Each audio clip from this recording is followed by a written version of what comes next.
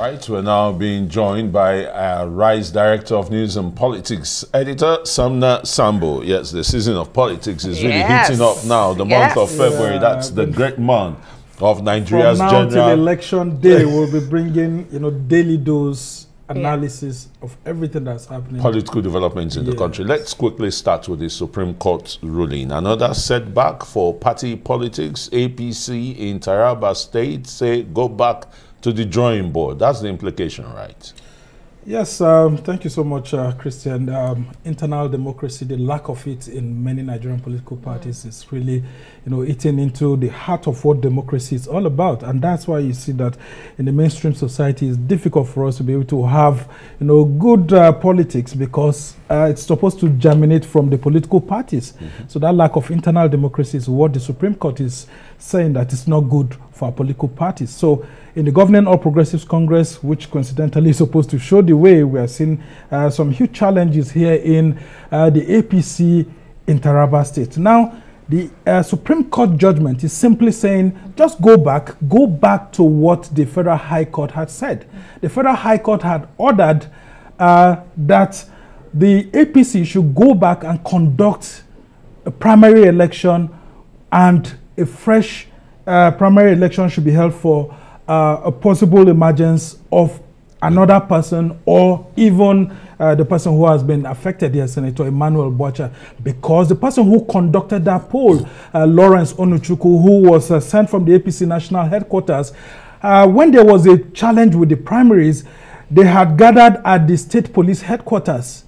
And he told the state police commissioner alongside the contestants that there was no primary election held, that he had not ordered any primary election.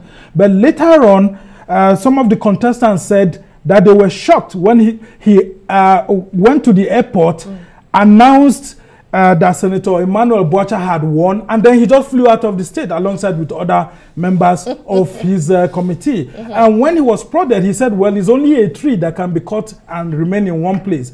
That at some point his life was threatened and that of his committee members.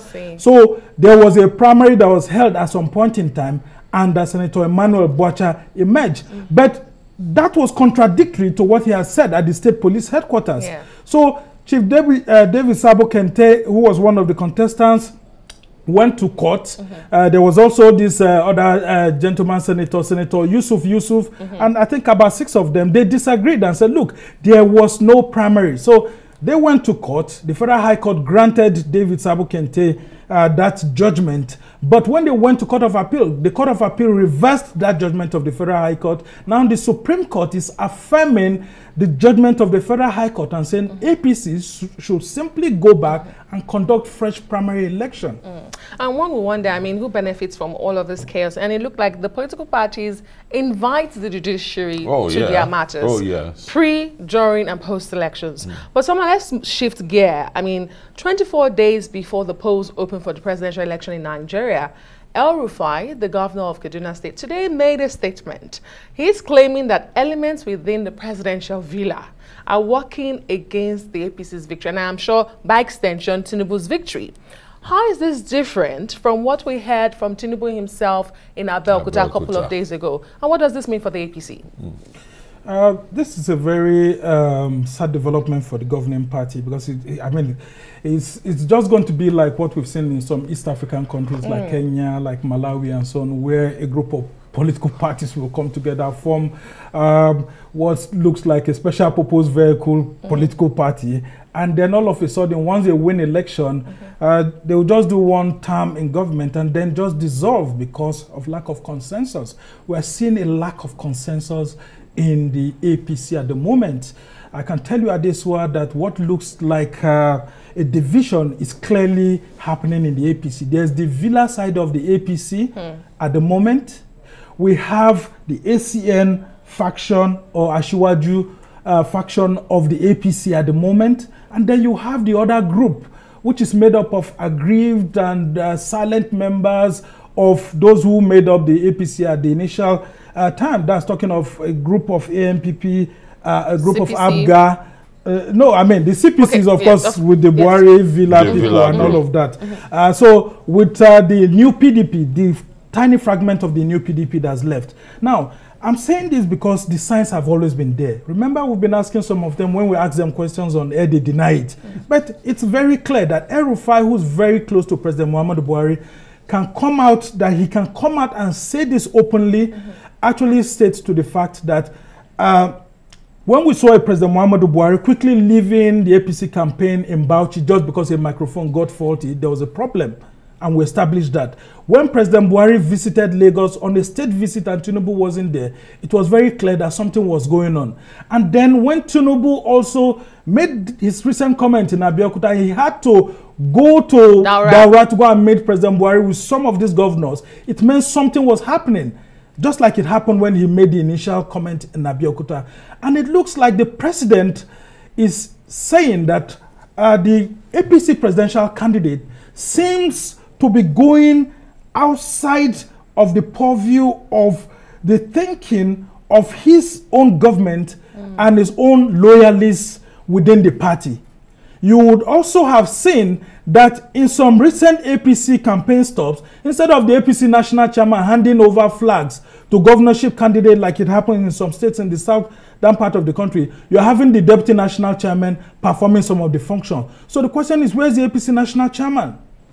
Is there a consensus also among some people that Tinubu doesn't seem to be flying the flag of the party the way it would have been? Yes, there's a thinking among El-Rufai and his camp that there was a Villa candidate that wasn't supported. But is it true that there was a Villa candidate? It's obvious that the Villa wanted someone, but President Buhari's inner caucus didn't want to seem as if they were imposing someone. They wanted a democratic atmosphere. Contrary to what some people would have wanted, the president to wield the big stick, make an announcement that this is his candidate, and of course that candidate will be forced upon each and every one. But they are now angry that at some point in time, it looks like money politics overtook the process.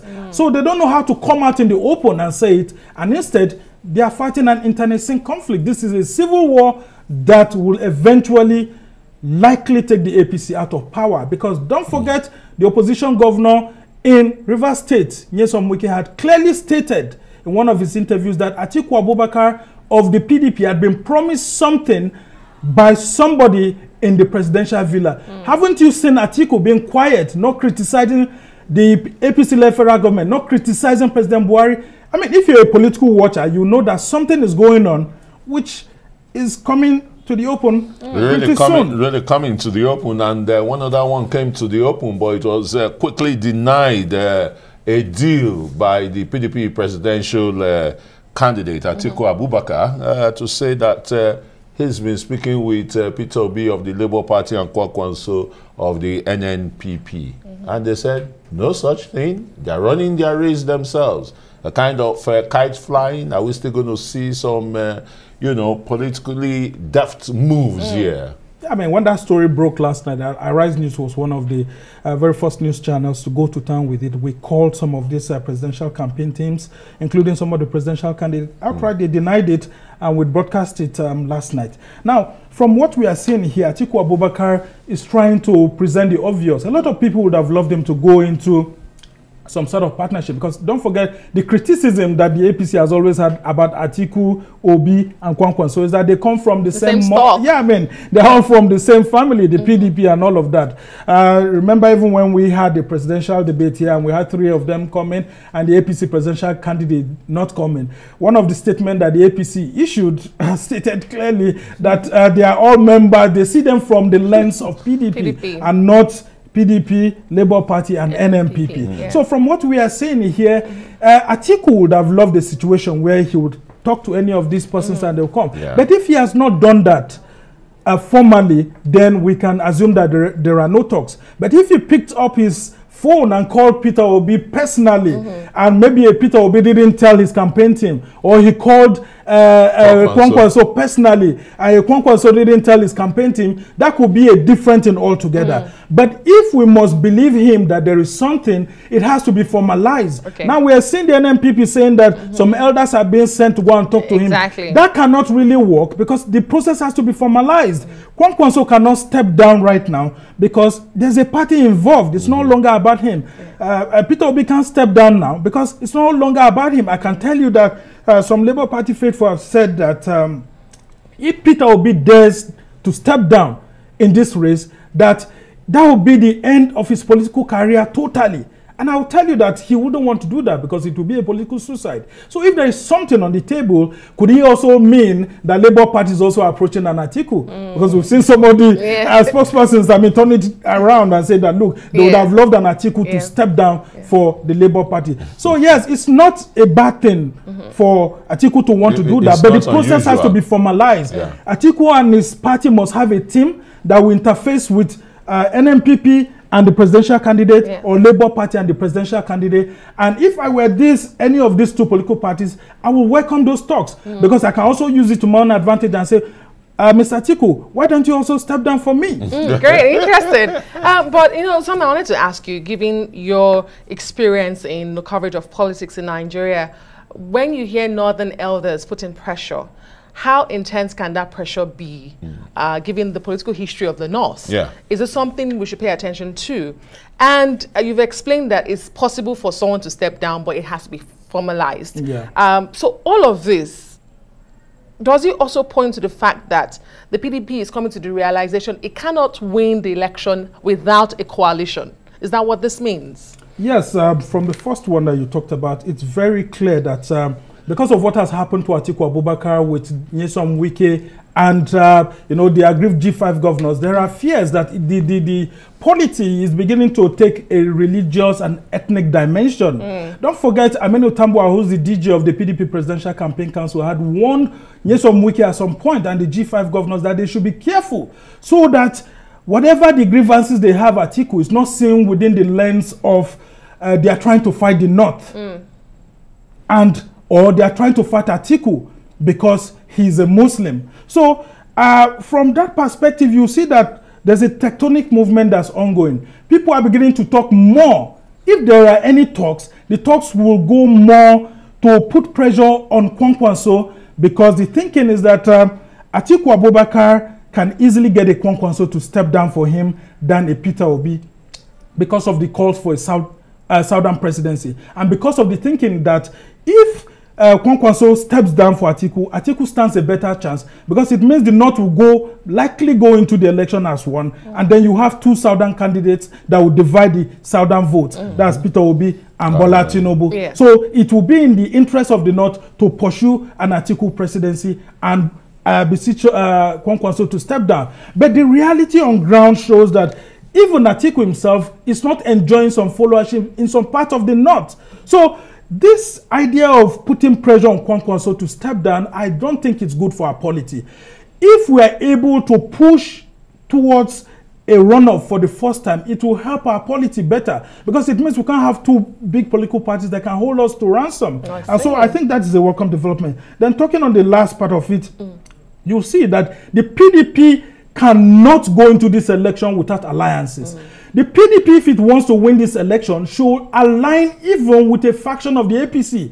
As we have heard Malam Nasir El-Rufai saying that there's a Villa faction of the APC that doesn't support Tinubu. If I were Atiku, I will quickly approach that Villa element. Because for you to win this election, you need 4 out of 6 geopolitical zones. As it stands right now, none of the 3 major top contenders can confidently say they will win 3 geopolitical zones. And so for you to win from 1999, you will need 4. And that's why you see, like, for example, Bola Tinubu, who is concentrating on the southwest and the northeast, northwest, and then north central.